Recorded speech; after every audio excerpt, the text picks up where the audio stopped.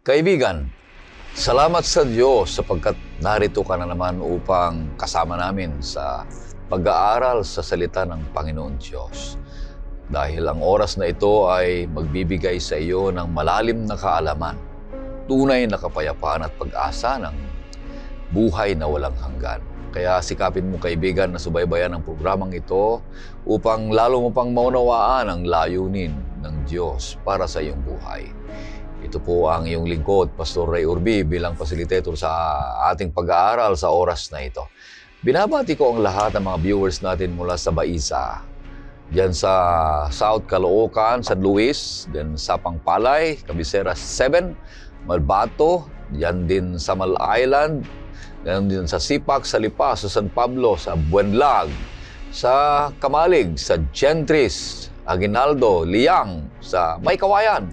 Ganon din dyan sa Malbar, sa Infanta, Calapan, sa Gubat, sa Cotabato, sa Bulacan, sa Bagong Sikat, dyan din sa Bohol, dyan din sa Balayan, Maulingon, Silang, Benguet, Alaminos, Tandang Sora, Liang, Malig, Santiago, San Fernando, sa Japan, dyan din sa Europe, sa South France, at sa buong Luzon, Visayas, Mindanao, at din sa mga hindi ko pa nabanggit.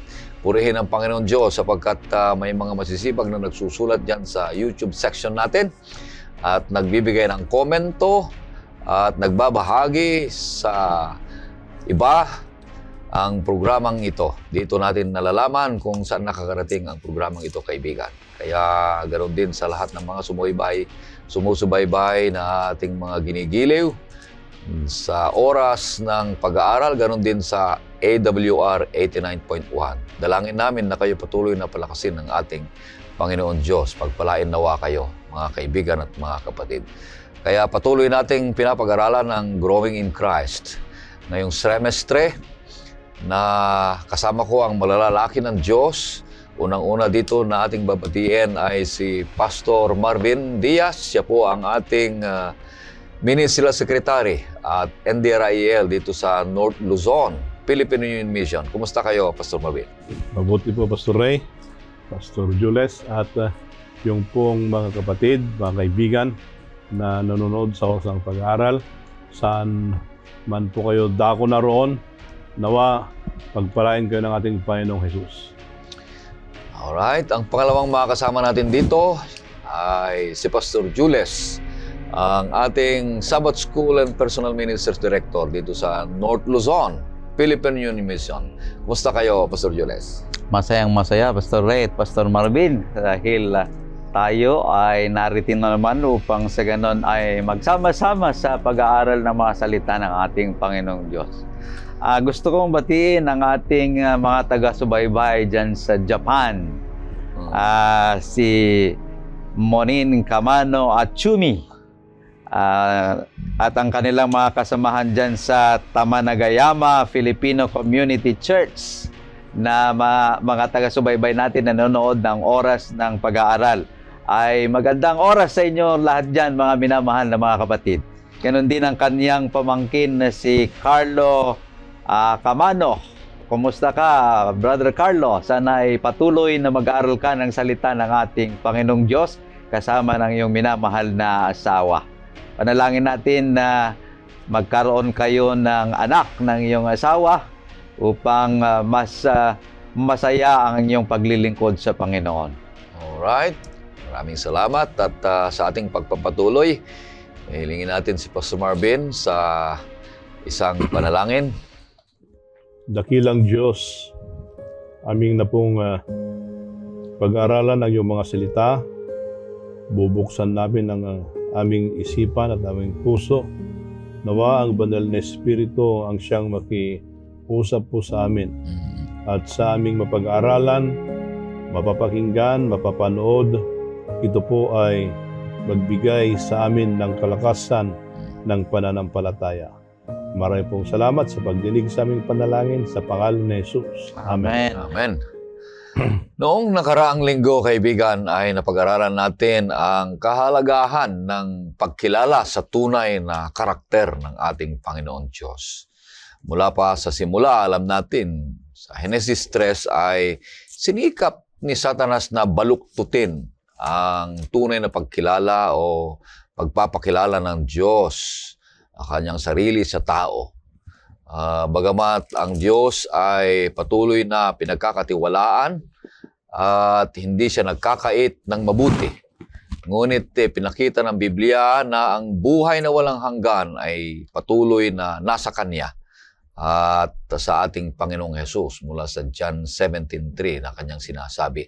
At ganun din, nakasalalay ang tunay na pagkilala sa Kanya bilang Siya ang makapangyarihan at manlilikha. Gayon din ang malapit Siya sa bawat sa atin at mapagmahal na Diyos. Napag-aralan din natin na ang Kanyang karakter ay ganap at banal at puno ng pag-ibig. Ito ay nahayag sa ating Panginoong Hesukristo. Siya ay Emmanuel. Ibig sabihin ay patuloy ang Diyos ay nasa sa atin sa magitan sa ating Panginoong Hesukristo. Kaya ang pinakapuso ng aral ay hindi lamang kalaman tungkol sa Diyos, kundi ang pagkakaroon ng tamang, malinaw, at personal na pagkilala sa Kanya. Sapagkat kung paano natin Siya pinapag-aralan ay patuloy tayong hinuhubog doon sa pagtitiwala sa Kanya at sa pag-ibig sa Kanya at pagsamba sa Kanya. Sapagkat wala nang iba na patutunguhan ng ating buhay kundi Siya lamang, mga kaibigan at mga kapatid. Kaya ngayong linggo, ang pangatlong paksa natin na pag-aralan ay katuloy nito, mga kapatid, kung ano ang katangian naman ng bawat isa sa atin sa paglapit natin sa ating Panginoong Diyos. Ang pamagat niya ay pagmamataas laban sa kababaang loob. At ang talatang sa uluhin ay matatagpuan sa Lucas 14, versikulo 11. Ito pong sinasabi, sapagkat ang bawat nagmamataas ay ibababa at ang nagpakabababa ay itataas. Napakaganda, mga kapatid, ang ating paksa na pag-uusapan. At ating tatalakayin ito sa 3 punto ang kabuuan ng ating leksyon ngayong linggo. Ang 3 D naman. Unang D ay discern the danger of pride. Ang pangalawa ay discover the true condition. At ang pangatlo naman ay demonstrate Christ-like humility. Lahat na ito ay pag-aaralan natin at pangunahan natin sa pag-aaral at background niya ni Pastor Marvin. Yung unang punto sabihin niya ay pagpapaliwanag niya sa atin yung unang punto. Discern the danger of pride. Pastor Marvin. Pastor Ray, Pastor Jules, pag tingnan natin itong lesson natin, pag i-connect natin doon sa mga previous lesson natin, at makita natin, nung una, tingnan natin yung, reality check. Reality check. Tapos, yung pangalawa ay is knowing God. Now, dito sa ikatlo, ito ay part of the reality check. Bakit sinabi kong part of the reality check? Kasi doon sa reality check, diniscuss natin doon yung Laodicean spirit. Ito naman, yung pride versus humility, yung pride, ito ay rescuing from the malady of the Laodicean spiritual condition. Kaya ito yung kaya pride versus humility. There must be a rescue mission. Part of the rescue mission, itong attitude na itong pride. Hindi lang ito yung Pagmamataas ito. pagmamataas. Kaya tingnan natin, part dito ay sa history ito ay kay Lucifer. Maliwanag yan na hindi part doon sa creation story ito. Bagkus ito ay yung pagpasok ng pride ay is a mystery. Yan. Siguro pag naligtas, tanungin natin ang ating Panginoon. Hindi natin alam kung paano nagsimula. Hindi natin paano nagsimula ito. But it was entertained by Lucifer. Actually, Lucifer in the first place ay is a light bearer. Bearer. Oo. Yeah, hindi, nung unang-una, nung siya'y lalangin, Mhm. light bearer yan. Pero, ang masama noon, punta muna tayo sa history. Though, ito ay palagi nating naririnig. But let's go first to the history. Siyang si Lucifer, light bearer, Mhm. siguro siyang pinakamaliwanag. Light bearer eh. Light bearer niya eh. Pero that's the meaning yung kanyang pangalan. Doon sa Ezekiel 28:17, tapos idugtog natin doon sa Isaiah 14:12-15. Tingnan mo natin yung history. It's part of repetition para ma-inculcate doon sa ating isipan. Ano bang sabi doon sa verse 28:17, Pastor Ray? Ang iyong puso ay nagmataas dahil sa iyong kagandahan. Mhm. Iyong pinasama ang iyong karunungan dahil sa iyong kaningningan. Inihagis kita sa lupa, aking inilantad ka sa harapan ng mga hari upang pagsawaan ka ng kanilang mga mata. Anong nangyari doon? Mhm. Dahil sa kanyang kagandahan, Nagmataas. karunungan, nagmataas siya. Mhm. Ano yung kanyang pagmamatas doon? Ito yon. I-connect natin doon sa Isaiah 14:12-15 muna. Then, i-dig deep natin ito. Ano ang sabi doon? Ano't nahulog ka mula sa langit o tala sa umaga, anak ng umaga. Paanong ikaw ay lumagpak sa lupa, ikaw na siyang nagpabagsak sa mga bansa. Sinabi mo sa iyong puso, ako'y aakyat sa langit, Mhm. sa itaas ng mga bituin ng Diyos.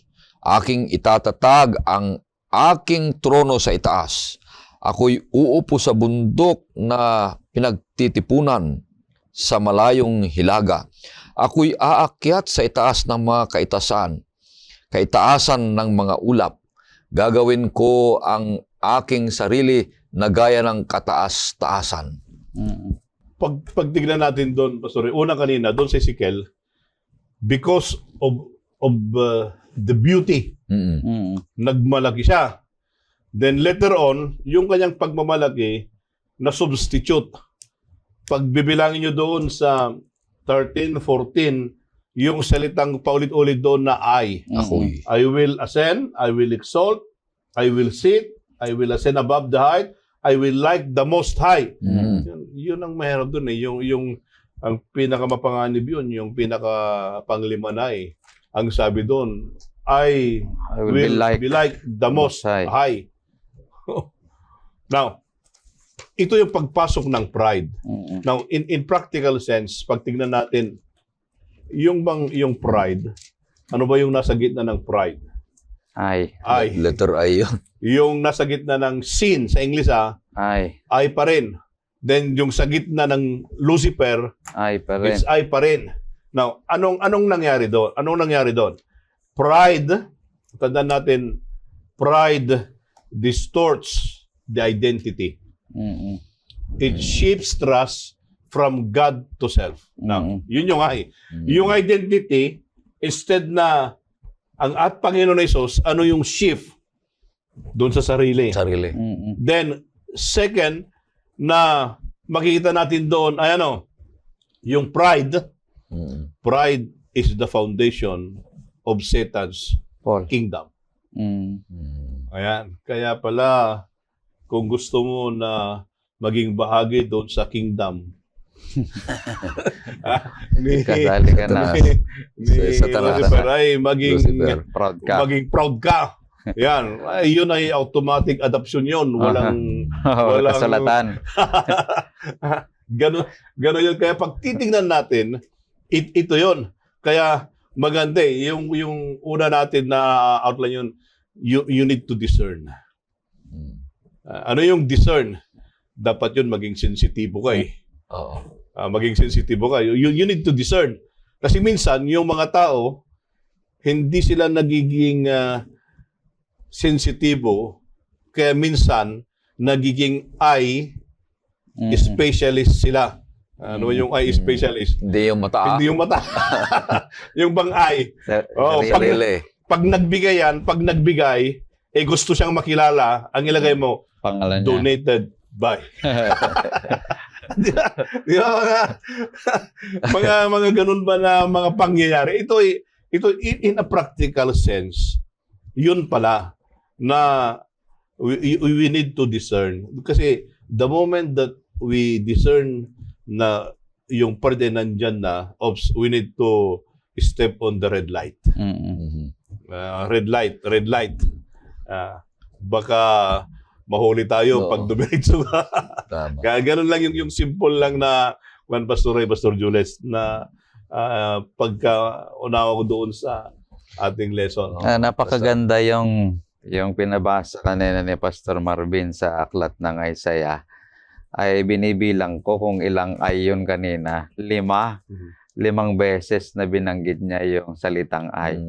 At yung ay na yon ay pagtingin sa sarili na mas mataas sa iba, mas magaling sa iba. Ito yung naramdaman ni Satan na hindi natin alam, sinabi natin kanina, kung paano nangyari na yun ang kanyang naramdaman. Sabi kanina Pastor Marvin na ay tanungin natin sa langit pagdating natin doon kung paano nangyari kay Satanas yung ganun na bagay. Yung ikaw, pakiramdam mo na ikaw ay mas mahalaga, ikaw ay mas mahusay kaysa iba. Iyon ay isang damdamin na kung saan ay hindi dapat na pagkatiwalaan kasi napakahirap. Nakita na natin kanina yung sabi niya ay specialist. Yung mga letter na nasa gitna ng pride, sin at Lucifer ay puros ay. Kanya't nabanggit niya na iyon yung foundation. At nagpatuloy ito na hinarap ng mundo yung epekto na ginawa ni Satanas na sa langit na gano'n. At dito ay kanyang tinukso ang mag-asawa na si Adan at si Eva na mahalin nila at pagkatiwalaan nila yung kanilang sarili, hindi yung Diyos na lumalang sa kanila. So kung ang tao ay magsimula na magtiwala sa kanyang sarili, hindi sa karunungan, kaalaman ng Diyos na siyang lumalang sa kanya, ayun ang mahirap. So, kung minsan dito nag-uumpisa yung downfall ng isang tao, kapag inisip niya muna ang kanyang sarili, hindi yung Diyos na nagbigay sa kanya. Kanya sa unang Juan 2:15 hanggang 17, ay binabanggit dito yung 3 bagay, lalong-lalo na sa talatang 16, Pastor Ray, kung saan lahat ng mga bagay na ito ay patungkol sa sarili pa. Verse 16, basahin mo na lang sa verse 16, Pastor Ray. Sapagkat ang lahat na nasa sanlibutan, ang masamang pagnanasa ng laman, ang pagnanasa ng mga mata, at ang pagmamataas sa buhay ay hindi mula sa Ama, kundi sa sanlibutan. Okay, so ang lust of the flesh, lust of the eyes, and pride of life, lahat ito'y para sa sarili. Yung lust of the flesh na sinasabi natin, ito yung self-centered approach to life. Yun naman, lust of the eyes, ito yung problem arising from our human nature. So kapag ano yung nakita mo, yun ay gusto mong kamtan. Lahat ng mga bagay. At saka yung pride of life, yung material possession. Lalahanin natin na dapat tandaan na ang mga ari-arian, mga kakayahan, at mga natamo natin sa ating buhay ay walang halaga yan sa atin. Ang halaga lang natin ay dahil tayo ay pinahalagahan ng Diyos na siyang lumalang sa bawat isa sa atin. So lahat ng ating mayroon sa atin ay hindi sana tayo magmalaki. Pero kung minsan nakalimutan natin na ang lahat ng mga bagay ay hindi galing sa atin, galing sa Diyos. Kagaya ng sinasabi ng Deuteronomy 8:17 and 18. Pastor Ray, pakibasa.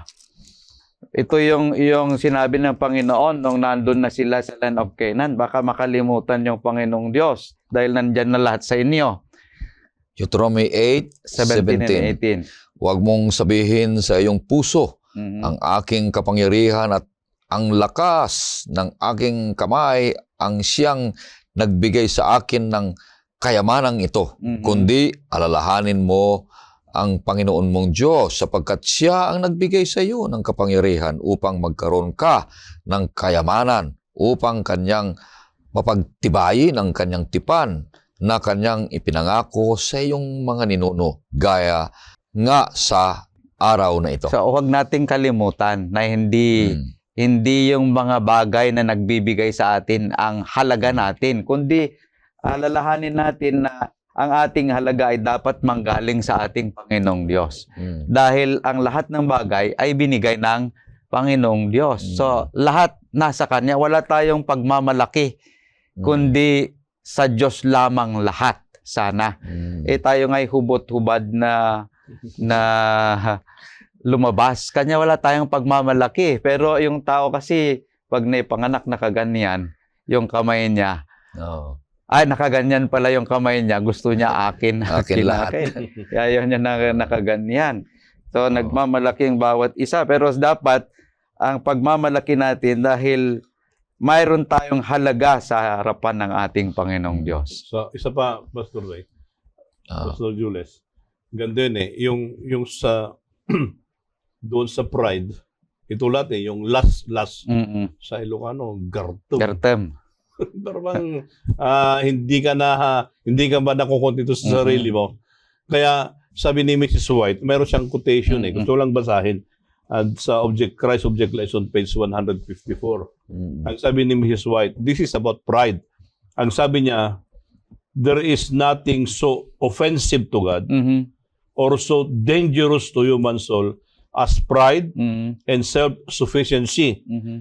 Of all sins, it is the most hopeless, the most incurable. Mahirap pala niya. Hindi na magagaling. Di na sa mga listahan ng kasalanan. Yung pride, ang sabi niya, the most offensive and the most incurable. Mahirap pala ito. Kaya pala ito yung downfall. Ito yung downfall kasi binigyan ng Panginoon si Lucifer to return. To return. Pero bakit hindi siya, ito yung hindi ko may sibisi. Bakit may probation naman na ibinigay? Bakit hindi siya bumalik? Yun pala. Dahil sa pride. Ang sabi ni Miss White, the most incurable. Kaya mga minamalang kapatid tayo po nandito, ingatan natin. We need to have the reality check. Okay, napakaganda ang unang punto. Kaya alamin natin ng maigi, kaibigan, ang panganib ng pagmamataas. Yan ay ikinintal una ng kaaway pagkatapos na itinuro sa atin ng Panginoon Diyos mula kay Adan at Eva na hindi sa kanyang sarili, kundi sa Panginoon lamang sila tumingin, kagaya ng buhay na kahoy. Ngunit ang itinuro ng kaaway ay kanilang sa sarili. Tama-tama, yun pa rin ang aking laging sinasabi. Kung ayaw natin sumunod sa kaaway, pero ang estilo ng kaaway ay basta sundin mo yung gusto mo, okay na sa akin. Kasi ang gusto natin ay laging pagmamataas, lagi sa sarili. Kaibigan at mga kapatid, sa pangalawang punto ay discover your true condition. Parang bumalik tayo doon. Discover your true condition. So alamin, pag-aralan ang tunay na kalagayan. Pastor Marvin. Maganda ito kasi may pride versus humility. Kaya ngayon ay titingnan ulit natin yung pride, then later on, then how we discover. Kaya tingnan muna natin. Kasi may paborito ako na May paborito ako na teksto sa Proverbio. Proverbs 16:18. About pride. Ito yung kanya. 16:18. Anong sabi dyan? Ang pagmamataas ay nauuna sa kapahamakan at ang palalong diwa ay nauuna sa pagkabuwal. 19. Mas mabuti ang maging mapagpakumbabang loob na kasama ng mahihirap kaysa makihari ng samsam na kasama ang mapagmataas. Yan. Yung bang, kasi discover yun eh. Paano natin i-discover? Discover your true condition. Now, tingnan natin bago tayo pupunta sa New Testament. Dito muna tayo sa Old Testament. Doon sa Proverbs. Kasi itong Proverbs, yung kanyang genre, yung style, yung style ng sulat, may comparison. May comparison yan siya. Ngayon, nakita ni Solomon, ito, ang sabi doon, sa English, basahin ko ulit sabi doon ay, pride goes before destruction. Ayan. Yung pala, mahirap pala yun. Yung pride goes before destruction. Kaya, doon sa 19 naman, ang kanyang pagkahambing, yung kanyang comparison, sabi doon, better to be a humble spirit with the lowly than to divide the spoil with the proud. May comparison eh. Nakita niyo yung comparison? Kaya napakaganda itong pinag-aaralan natin eh. Bago, sabi niyan, pride, then destruction. Humility, then you can develop a lowly spirit. Sa tapos sabi niya, mas maganda nga than to divide the spoil with the proud. Ito yon. Then pag tingnan naman natin doon sa New Testament, may example din yan eh. Marami dito pero ito ay ilan lang. Doon sa New Testament, doon sa Luke 18:13-14, ito naman yung bang tax collector at saka Pharisee. Doon sa Luke 18:13-14. Ito naman doon sa comparison niya. Anong nangyari doon? Doon sa Lucas. Okay. Verse 13, sabi dito, subalit ang maniningil ng buwis na nakatayo sa malayo ay ayaw itingin man lamang ang kanyang mga mata sa langit, kundi dinadagukan ang kanyang dibdib na nagsasabi, Diyos, mahabag ka sa akin na isang makasalanan. 14, sinasabi ko sa inyo, nanaog patungo sa kanyang bahay ang taong ito na inaaring ganap sa halip na ang isa, sapagkat ang bawat nagmamataas sa kanyang sarili ay ibababa, ngunit ang nagpapakababa sa kanyang sarili ay itataas. Diba? Yung comparison, yung nanalangin sila dito, yung binasa lang natin, yung part ng part noong tax collector eh. Pero ito, yung isa, yung Pharisee. Anong ginawa niya? Panginoon, maganda na hindi ako kagaya nito. Hindi ako kagaya nito. Kanyang i-display yung kanyang sarili. Ito yung exhibit. Yun pala, ang pride na tao, in-exhibit niya yung kanyang sarili. Ayan. Kaya, hindi ko naman sinasabi na yung mga achievements, in-exhibit yan. Yung mga kayamanan, in-exhibit yan. Because, yun ay kanyang pinapakain yung pride. Yun yung pride. Pero on the other hand, ito naman yung publican naman, sabi na, anong kanyang ginawa? Panginoon, ako ay makasalanan. Kaya nga, doon sa Proverbs kanina na tinignan natin sa Old Testament, ito naman yung New Testament, the moment, kasi pag hindi tayo sensitive, we can discover who we are. It's only, paano natin ma-develop yon? Sa pamamagitan lang ng banal na espiritu na magkakaroon tayo ng sensitive spirit. Then, it's only then na may distinguish natin, ano ba? Saan ba talaga ako dito? Kaya nga, dito ko na-appreciate yung lesson natin eh. Kaya nga yung first na lesson natin, reality check. Dapat i-check pala natin, ano ba yan? Mm. Humble ba ako o Mataas. Mamataas na. nagmamataas na? Kaya, reality check. Kaya ito yung simple na pagkakita ko dun sa ating lesson.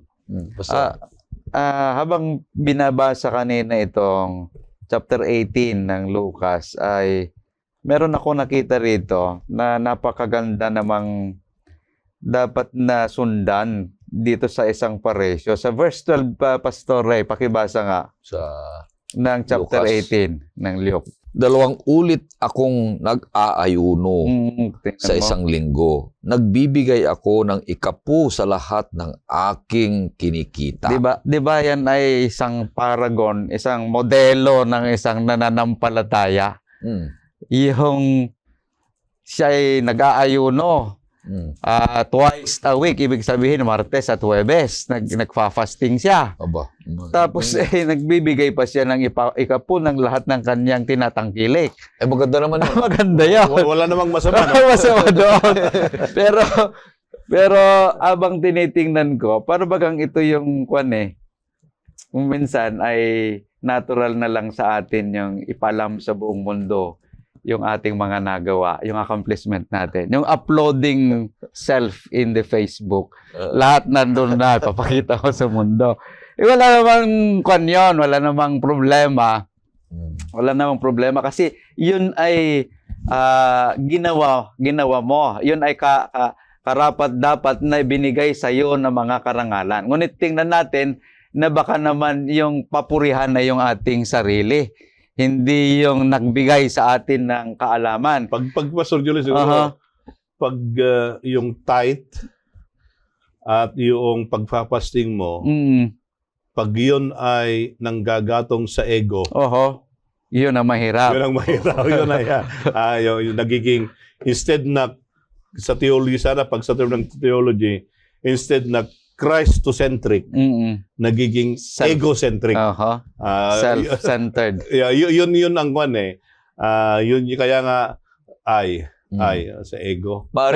Maring ito, Pastor, yung gagawin mo isang bagay para may angat mo yung sarili mo kaysa sa iba.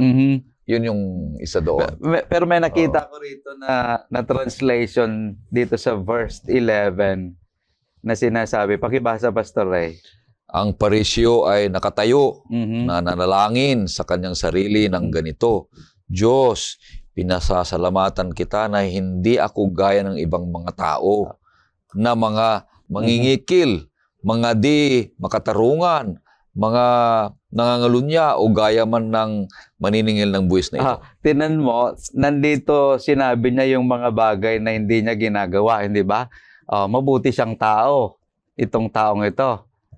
Hindi siya nangingikil, hindi siya extortioner, hindi siya unjust, hindi siya adulterer, hindi kagaya ng tax collector. Maayos naman ito. Ayos ng tao ito. Pero meron ako nakita na translation na iba dito, yung sabi niya, I thank you that I am not, ang sabi. Pero doon sa sinasabi na translation na akin nabasa, you should be thankful, God, that there's people like me who are not like this tax collector. Yun yung pagkasalin.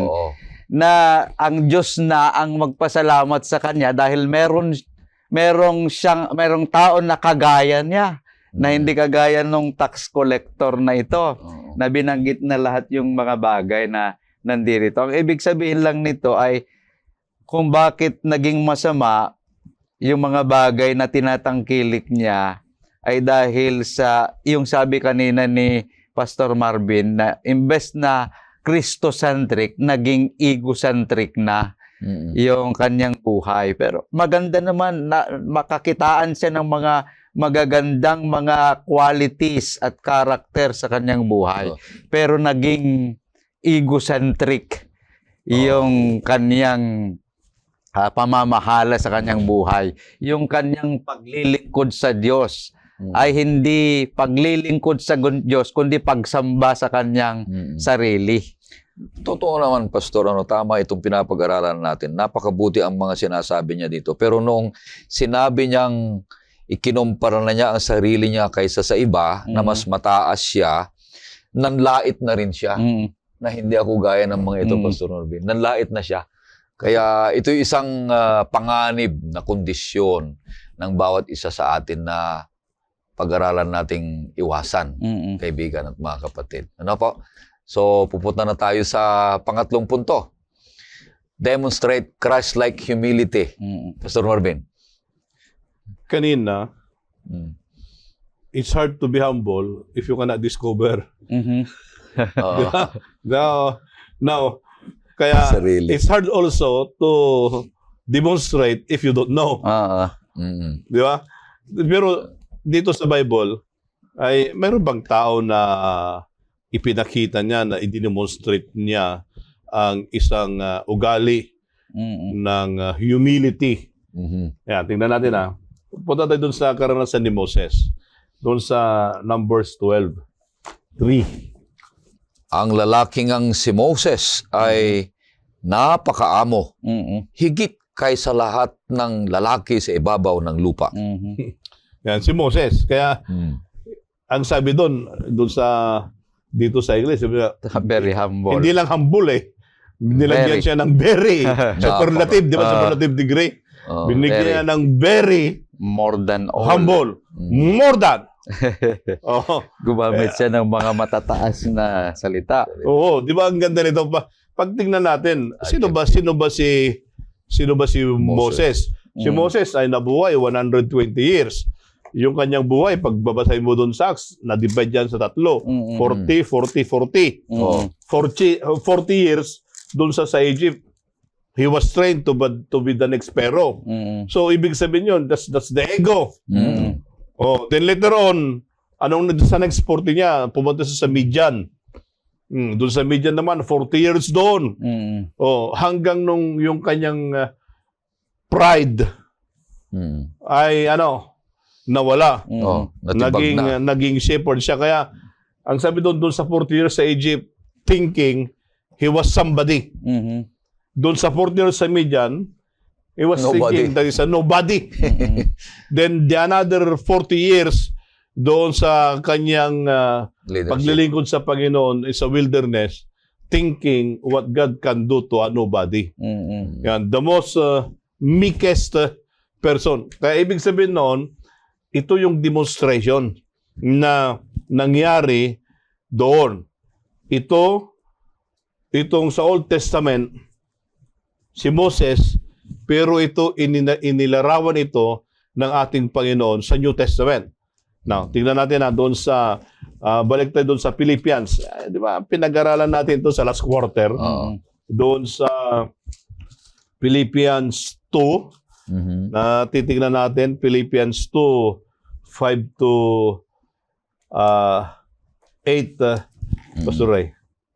Ang sabi dito, magkaroon kayo sa inyo ng ganitong pag-iisip na kay Kristo Jesus din naman, na siya, bagamat nasa anyo ng Diyos, ay hindi niya itinuring na isang bagay na dapat panghawakan ang pagiging kapantay ng Diyos, kundi hinubaran niya ang kanyang sarili at kinuha ang anyong alipin na naging katulad ng tao. At palibhasa'y natagpuan sa anyo ng tao, siya'y nagpakababa sa kanyang sarili at naging masunurin hanggang sa kamatayan, maging sa kamatayan man sa krus.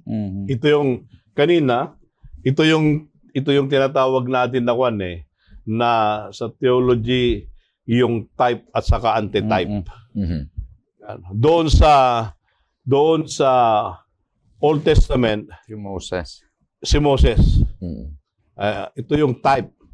Yung antitype, Si Jesus. si Jesus Christ. Now, ito yung demonstration of humility. Bakit demonstration of humility?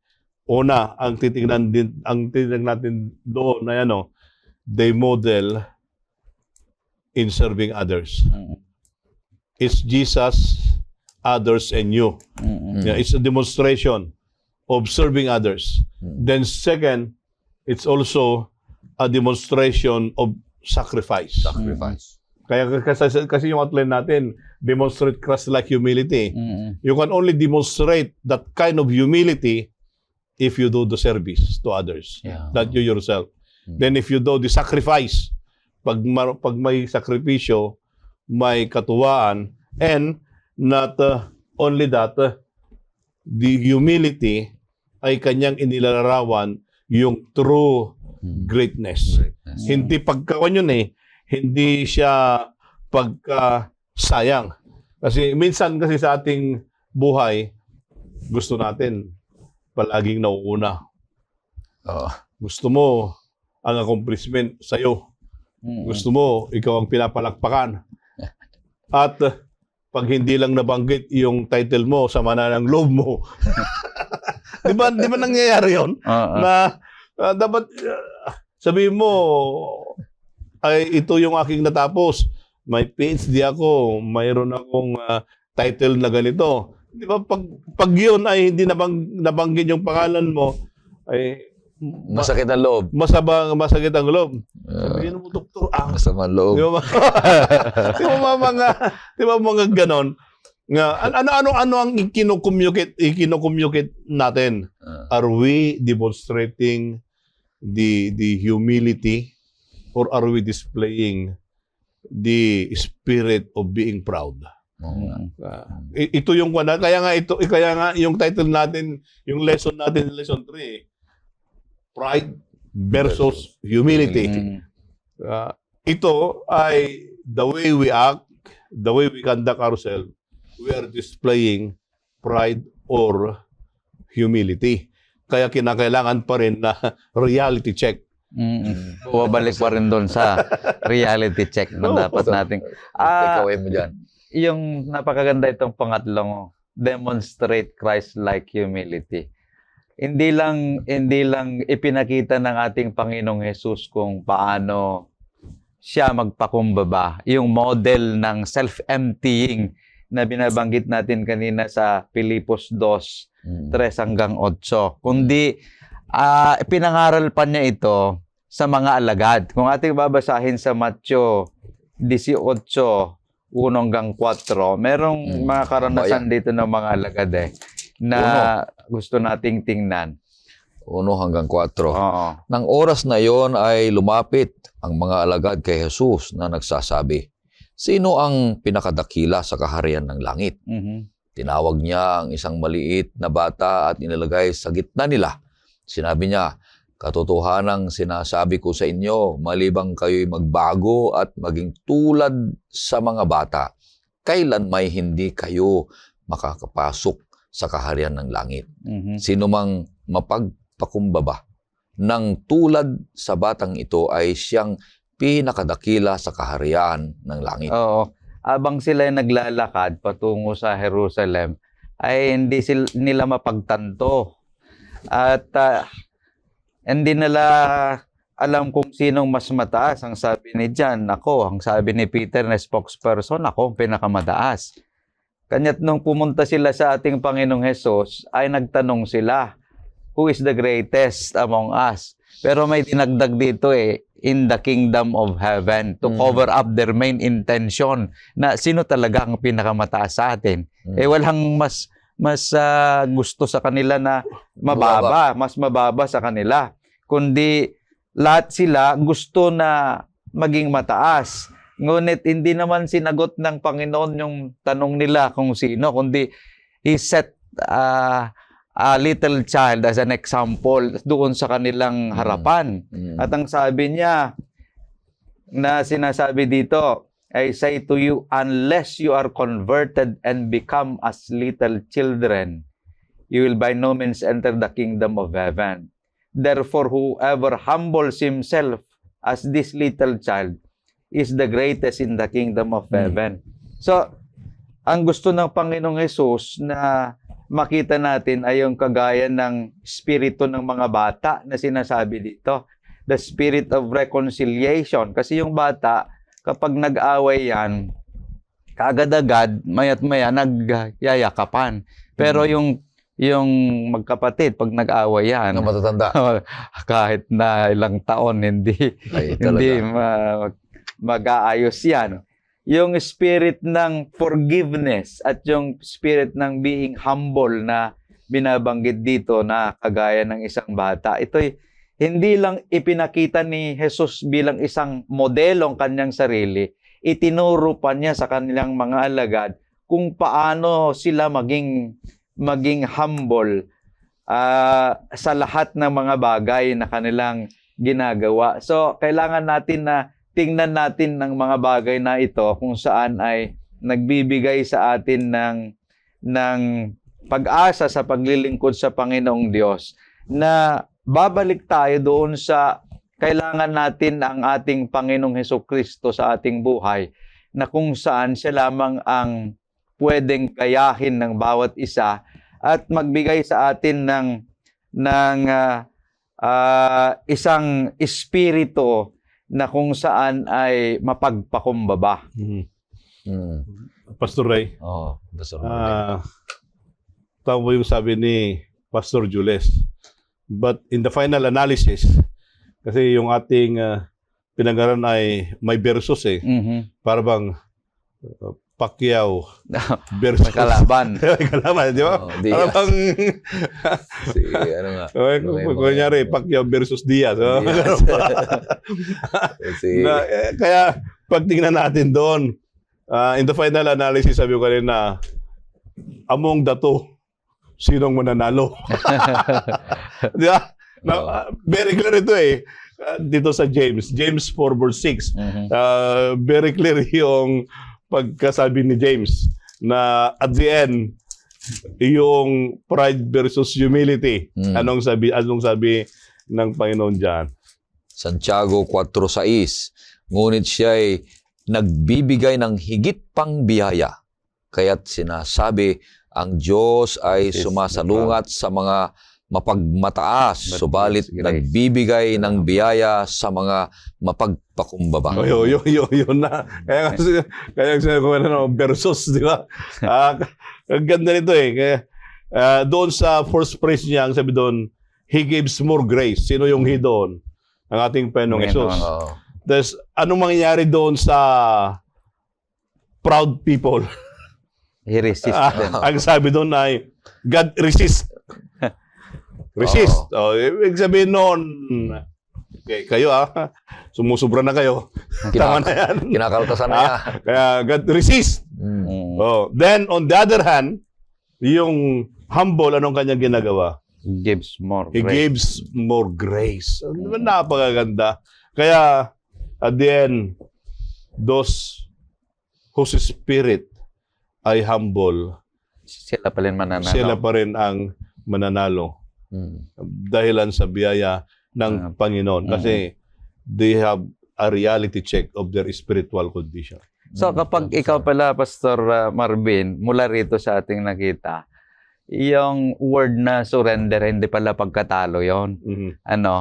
Kasi ang tingin mo sa iyong sarili, wala kang kakayanan, kundi ang Panginoon lamang. So yun ay kalakasan pala yon. Yeah. Para ikaw ay magtagumpay sa biyaya lamang ng ating Panginoon. Kaya yung humility na pinag-uusapan natin, ang nakikita ko dito, ang ingredients niya ay yung una, yung paglilingkod. Bihira yung mga taong mapagmataas, Pastor Marvin, Pastor Julius, na maglingkod. Ayaw nilang maglingkod, sila yung paglingkuran. Kaya kung tayo ay may pag-iisip na Kagaya ni Kristo, maglingkod tayo. Hindi tayo paglilingkuran, mga kapatid. At pangalawa dito, sinabi ng Pastor Marvin, nakita ko, hindi lang paglilingkod, kundi pagsakripisyo. Sinabi mo kanina, Pastor Marvin, mayroong kakibat yan na puno ng pagsasakripisyo hanggang sa kamatayan yan. At yun ay isang mahalaga sa atin kung tayo'y kakitaan ng tunay na pagpapakumbaba kagaya ng ating Panginoong Yesus na nagsakripisyo. At ang pangatlo dyan yung self-emptying, sinabi mo naman. Yun yung pagtalikod sa sarili. Huwag mong unahin yung sarili mo, kundi unahin mo yung mga ibang tao.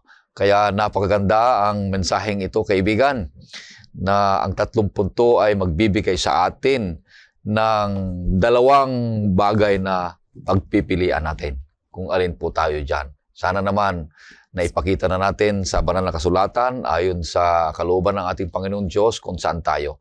Huwag nating pansinin ang ikinintal ng kaaway sa buhay ng tao, yung pagmamataas na kailangang ipakita mo kung sino ka, sarili mo. Yung mga lahat ng mga achievements mo ay kailangang makilala ka na ganito ka. Kundi, unang-una, ang pagbibigay ng Christ-like humility, paglilingkod sa Panginoon Diyos, paglilingkod sa kapwa. Hindi tayo naglilingkod sa Panginoon Diyos mismo kung hindi tayo naglilingkod sa kapwa-tao. So, ang paglilingkod sa kapwa-tao, yun ang paglilingkod sa Panginoon Diyos. Kaya, ang ating buhay ay nakasalalay sa ating Panginoon Diyos. Sa ating pagtatapos, kaibigan, ay makakarinig po tayo ng isang awitin at hilingin natin si Pastor Julius sa isang panalangin.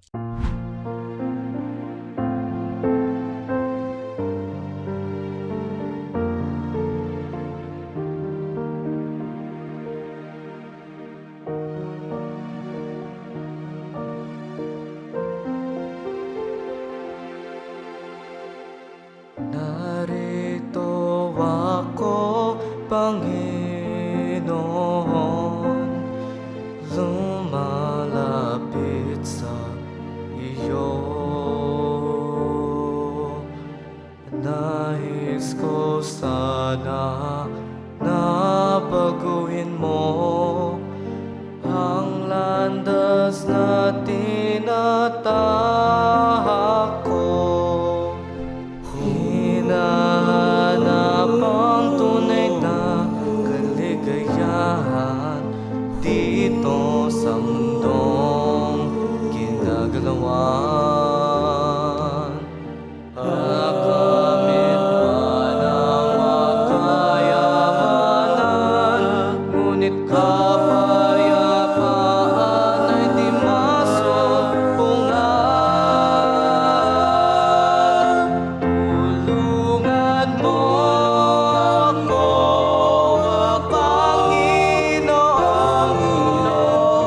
na masundan ang mga yakap mo. Bigyan liwanag ang aking daraanan, ikaw at ang law ko sa kadiliman. Tulungan mo ako, Panginoon, na masunod ang kalooban mo. Ako'y magtitiwala sa iyong mga pangako at maghihintay sa iyong pagbabalik.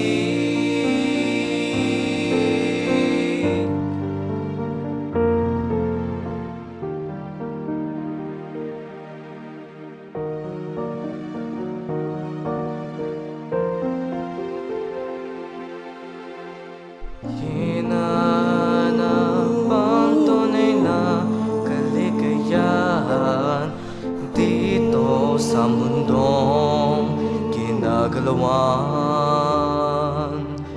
Nakamit man ang makayamanan, ngunit kapayapaan ay di masumpungan. Tulungan mo ako, Panginoon, na masundan ang mga yakap mo.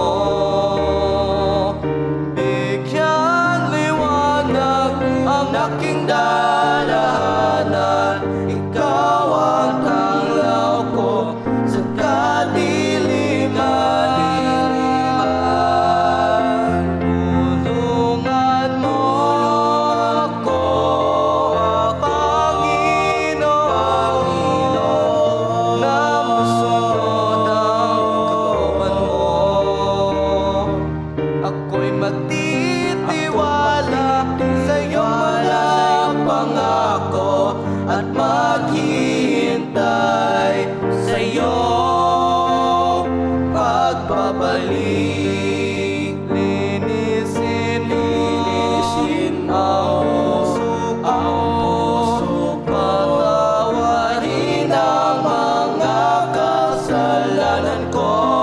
Baguhin ang buhay ko. Ikaw ang manahan sa buhay kong ito, sa buhay ko.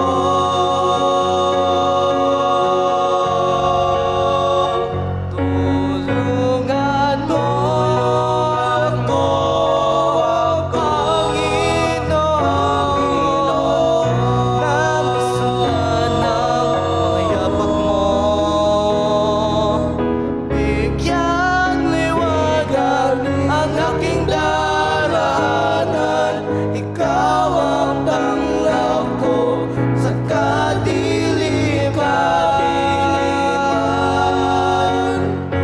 Tulungan mo ako, Panginoon, na masunod ang kalooban mo. Ako'y magtitiwala sa iyong mga pangako at maghihintay sa iyong pagbabalik.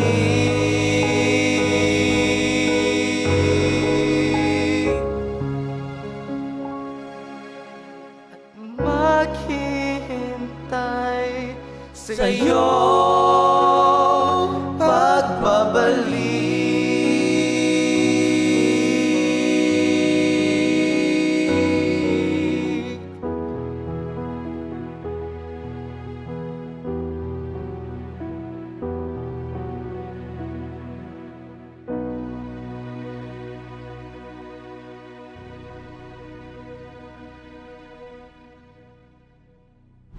Pastor? Tayo manalangin. Mahal naming Diyos, muli binabalik namin ang papurit pasasalamat sa inyo. Ipinaalala niyo sa amin, O Diyos, kung gaano kaseryoso ang pagpapakumbaba dahil ang kapalaluan ay nakakasakit ito sa inyong damdamin sa lahat ng anumang bagay dito sa lupa. Kanya nga't, O Diyos, turuan kami na maging kagaya mo upang aming maipakita sa buong mundo ang isang espiritu ng pagpapakumbaba.